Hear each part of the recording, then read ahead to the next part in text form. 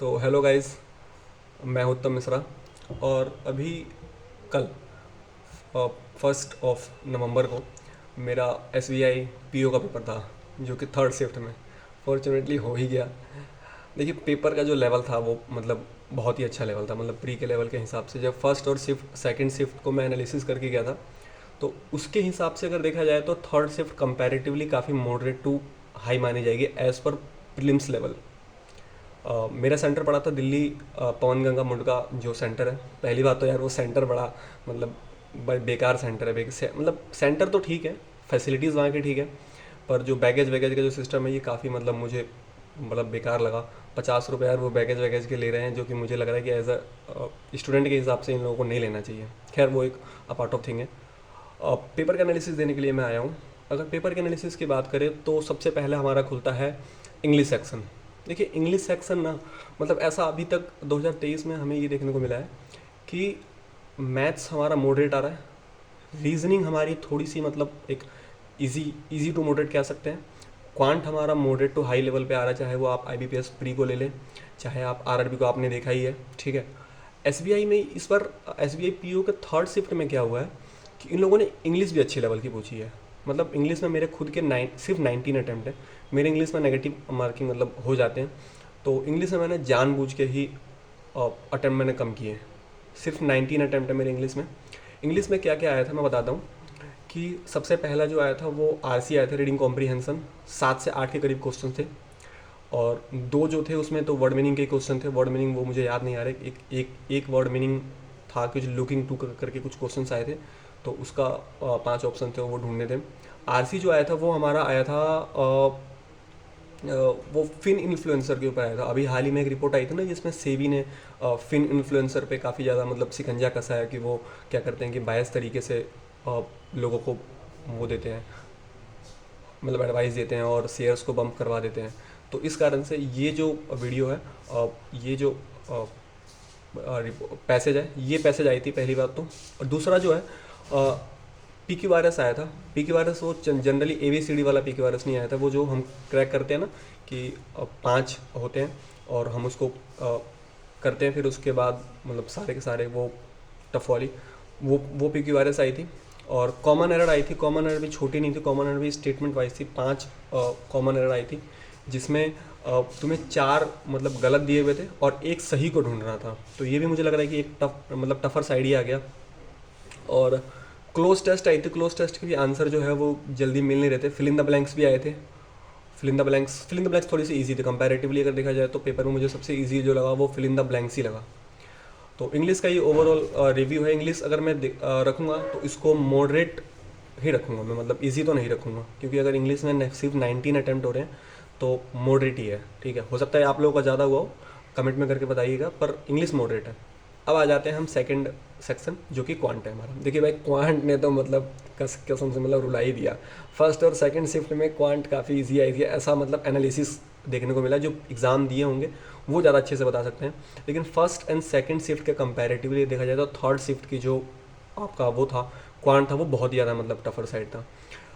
सबसे पहला जो कि आया था, 2 DI आई थी।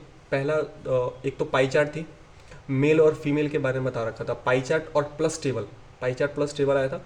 पाई चार्ट में क्या कहते हैं, इन्होंने टोटल का डाटा दिया हुआ था, 1800 के करीब इन्होंने डाटा दिया हुआ था, और वो टोटल ABCDE करके दिया हुआ था। वहाँ से हमें टोटल निकालना था। फिर उसके बाद टेबल आई थी, और उसमें टेबल में फीमेल का डाटा दिया हुआ था, और जो भी मतलब टोटल है उसमें से आप फीमेल को निकाल के आप मेल निकालिए।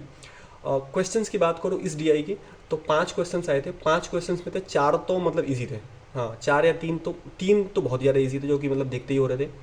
और एक क्वेश्चन जो था वो मॉडरेट रखूँगा, और एक क्वेश्चन जो था वो एज़ पर मतलब आप तो ट्रेंड चली गया है कि इन लोगों ने क्या कर दिया कि लेंथ बड़ा करना चालू कर दिया है, तो वो लेंथ मतलब बड़ा कर दिया था। ठीक है। फिर उसके बाद हम आते हैं स्पीड मैथ्स पे। स्पीड मैथ्स की अगर मैं बात करूँ तो स्पीड मैथ्स में इन लोगों ने पूछा है अप्रोक्सीमेशन। और मतलब अप्रोक्सीमेशन भी, अगर मैं आपको लोग एक एडवाइस दे देना चाहूँगा कि जो अगर स्पीड मैथ्स के भरोसे अगर एग्ज़ाम देने जा रहा है और DI के भरोसे एग्ज़ाम देने जा रहा है, तो प्लीज़ आप लोग मतलब ऐसा गलती मत कीजिए। अर्थमेटिक भी आप उतना ही ध्यान दीजिए, क्योंकि कुछ कुछ अर्थमेटिक जो है वो डुएबल भी आ रही है। हालांकि मेरे शिफ्ट में नहीं आई अर्थमेटिक, डुएबल नहीं आई, क्योंकि मैंने 2-3 अर्थमेटिक छुई जो कि मेरे से बनी नहीं। मैंने अर्थमेटिक छुई कौन सी एक प्रॉफिट एंड लॉस की डी आई थी जिसमें दे रखा था कि एम पी जो है सी पी है, और एम पी सी पी और एम पी के बीच में रिलेशन दे रखा था। सी पी से 5,000 रुपये ज़्यादा एम पी का था। फिर उसके बाद एस पी की एस पी की दे दी थी कि 70% एम पी से कम हो गया। तो वो काफ़ी मतलब कॉम्प्लिकेटेड था, पूरा मतलब वेरिएबल बेस आया था। फिर उसके बाद 2 question Q and Q two को। अब देखिए अलजेब्रा जो कि जनरली ऐसा कहा जाता है कि मेंस में पूछा जाता है, मेरे शिफ्ट में 2 क्वेश्चन Q1 और Q2 के आए थे। और Q1 Q2 के कैसे आए थे? पहला क्वेश्चन जो आया था वो अलजेब्रा का आया था, और दूसरा क्वेश्चन जो आ गया था वो नंबर सिस्टम का आ गया था। अलजेब्रा वाला जो क्वेश्चन था जो Q1 Q2 में आया था वो कैसा था? वो कुछ इस तरह का क्वेश्चन था कि एक्स स्क्वायर इंटू में वाई इज इक्वल टू 108, मतलब एक्स स्क्वायर वाई और 108 आ गया था क्वेश्चन। और फिर उसके बाद उसमें दिया हुआ था कि एक्स माइनस वाई और 36 इसकी मतलब दी हुई थी। हो सकता है डाटा मेरा गलत हो, पर क्वेश्चन इसी तरीके का आया था। और जो सेकंड जो Q1 Q2 आया था वो आया था आपका क्वांटिटी कंपैरिजन में आया था, जो कि नंबर सिस्टम के बेस था। तो ये मतलब थोड़ा सा पेपर मुझे काफ़ी मतलब वो लगा। मेरे सिर्फ तीन अर्थमेटिक हो पाए मेरे। मैंने शायद 20 या 21 के करीब मैंने टोटल मतलब अटैम्प्ट किए हैं क्वांट में मेरे ठीक ठाक अटैम्प्ट है 20, और मतलब ठीक ठाक अटैम्प्ट इन द सेंस का मतलब मेरे जो शिफ्ट के अकॉर्डिंग में मेरे ठीक ठाक अटैम्प्ट है। उस शिफ्ट में 20 से अगर 21 अटैम्प्ट अगर हैं तो बहुत ही अच्छे अटैम्प्ट माने जाएंगे, ठीक है। और अप्रॉक्सीमेशन आई थी, नंबर सीरीज जो आई थी वो मेरे शिफ्ट में आई थी मिसिंग आई थी। हाँ, मिसिंग आई थी, 5 नंबर सीरीज आई थी, जिसमें से 3 के तो आंसर मतलब ढूंढ ले रहे थे, और 2 आंसर थोड़ा कॉम्प्लिकेटेड था जो कि मेरे को भी शायद नहीं मिला। तो मैंने ज़्यादा मतलब नेगेटिव की वजह से मैंने किया ही नहीं। और फिर अर्थमेटिक का तो भाई साहब मतलब पूछिए, अर्थमेटिक मुश्किल से 11-12 के करीब अर्थमेटिक थे, जिसमें से अर्थमेटिक ने बिल्कुल हवा ही निकाल के रख दी भाई। अर्थमेटिक मतलब एक भी ऐसा क्वेश्चन नहीं था जो बिना वेरिएबल के आया हो, और वेरिएबल के साथ में उन लोगों ने मतलब इस तरीके से क्वेश्चन को इस तरीके से फ्रेम किया था कि भाई एकदम बिल्कुल याद दिला दी कि हाँ SBI PO का पेपर है। मतलब ऐसा लग रहा था कि IBPS PO जो पेपर है वही हार्ड है, लेकिन SBI PO का जो 1 तारीख को जिन्होंने थर्ड शिफ्ट दिया होगा उनको पता होगा बहुत अच्छे तरीके से कि किस तरीके से। और एक वेरिएबल DI आई थी जिसमें से एक्स की वैल्यू निकालनी थी, और एक्स की वैल्यू थी, फिर उसके बाद P की वैल्यू निकालनी थी। तो वो कॉम्प्लिकेटेड थी, उसको जिसने भी छुआ होगा उसका पेपर पक्का ही बेकार गया होगा। तो ये कमोबेश आपका क्वांट का है, ठीक है। और फिर उसके बाद रीजनिंग पे आते हैं। अगर रीजनिंग की बात करें तो रीजनिंग मतलब मैं टफ नहीं रखूंगा। रीजनिंग मतलब मॉडरेट थी, डुएबल थी। भाई साहब रीजनिंग में ब्लड रिलेशन ने रुला दिया कसम से। मतलब ब्लड रिलेशन में बाहर निकल के मैंने जितने लोगों से पूछा है, ब्लड रिलेशन में एक सिंगल इंसान ऐसा नहीं मिला जिसने ये बोला हो कि ब्लड रिलेशन मेरा मतलब बन गया हो। तो ब्लड रिलेशन ने काफ़ी रुलाया। फिर उसके बाद अगर मैं बात करूँ तो उसमें 3 पजल मैंने बनाई है, मतलब डुएबल थी। 2 पजल तो डुएबल थी, एक पजल तो बहुत ज़्यादा ईजी थी, सिंगल वेरिएबल थी, ठीक है। उसमें डेट मंथ वाला था, तो वो तो बन गई।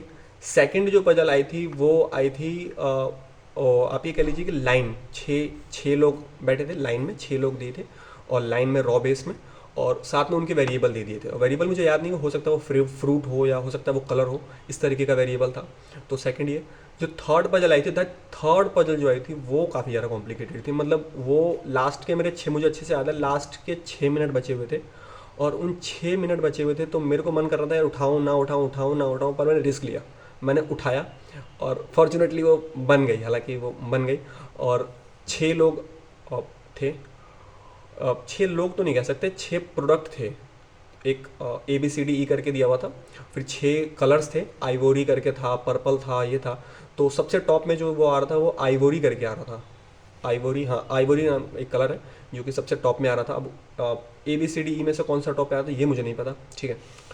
और सिलोगिज्म आई थी, 5 क्वेश्चन सिलोगिज्म की आई थी। भाई साहब सिलोगिज्म में ओनली अ फ्यू ही पूछ रहे हैं ये, चाहे आप RRB PO का एग्जाम दे लीजिए, ओनली अ फ्यू। पिछले 1-2 सालों से इन लोगों ने ट्रेंड बना लिया है, ओनली अ फ्यू के दबा के क्वेश्चन पूछे जा रहे हैं, क्योंकि बच्चों की गलती भी सबसे ज़्यादा यहीं पर होती है, इसलिए वो ओनली अ फ्यू के दबा के क्वेश्चन पूछ रहे हैं। तो आपका जिसका भी एग्ज़ाम है 4 तारीख को या 6 तारीख को, जिसका भी एग्ज़ाम है, आगे के शिफ्ट में जिसका भी एग्ज़ाम है, तो प्लीज़ ओनली अ फ्यू पढ़ के जाइए, ओनली अ फ्यू ही पूछ रहे हैं एग्ज़ाम में।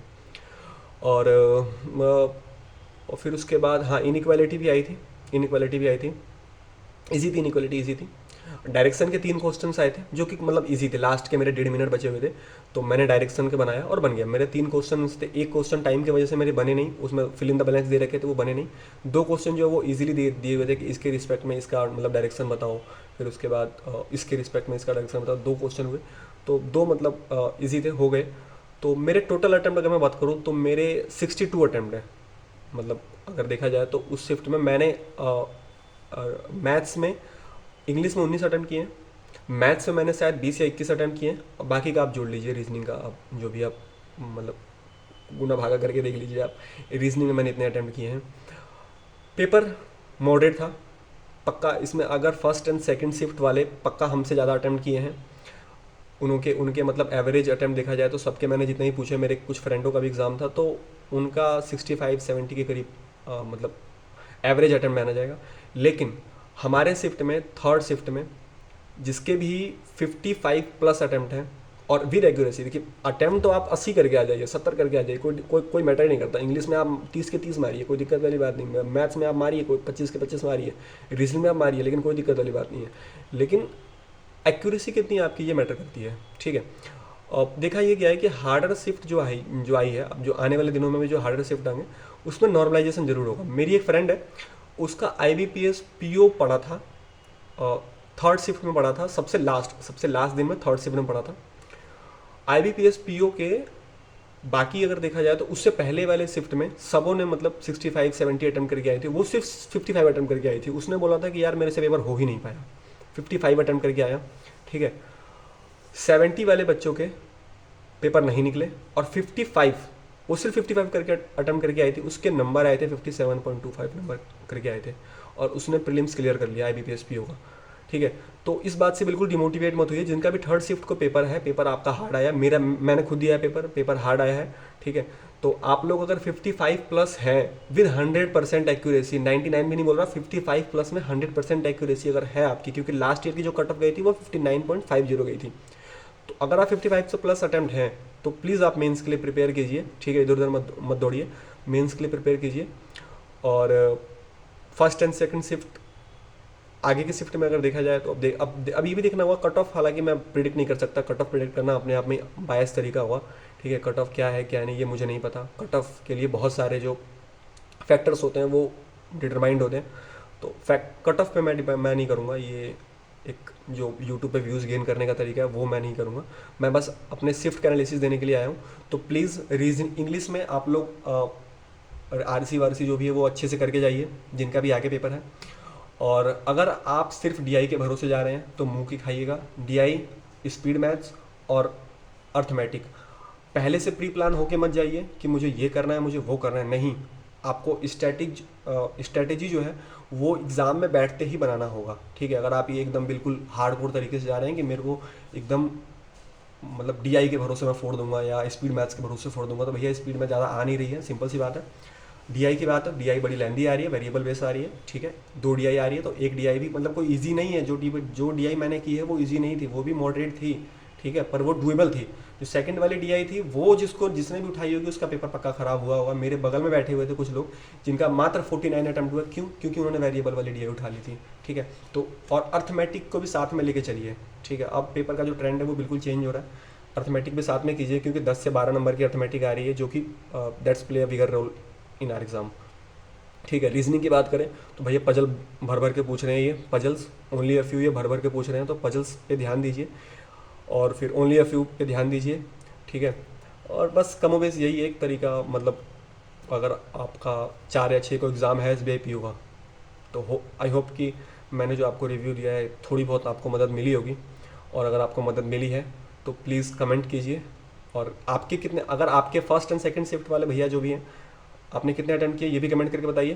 थर्ड शिफ्ट में जिनका पड़ा है वो भी अपने अटैम्प्ट करके बताइए, ठीक है, विद स्टेट, ठीक है। हालांकि स्टेट का तो इसमें कोई रूल ही नहीं है, कट ऑफ जो है वो नेशनल वाइड डिटरमाइंड होती है, ठीक है। तो जिसका भी आगे पेपर है बेस्ट ऑफ लक, और जिनका भी अटैम्प्ट हुए हैं ठीक ठाक तो उनको best of luck for the upcoming exam and mains. And जिनका थोड़ा बहुत मतलब तैयारी अच्छी नहीं थी या किसी वजह से मतलब अटैम्प्ट ठीक ठाक नहीं है, तो उनको सीखने का मौका मिला, वो आगे और भी एग्ज़ाम है। SBI क्लर्क आ रहा है भी, तो हालांकि सुनने में आ रहा है LIC असिस्टेंट भी आने वाला है, तो आप लोग तैयारी कीजिए, ठीक है। इसी के साथ मैं उत्तम मिश्रा साइनिंग ऑफ।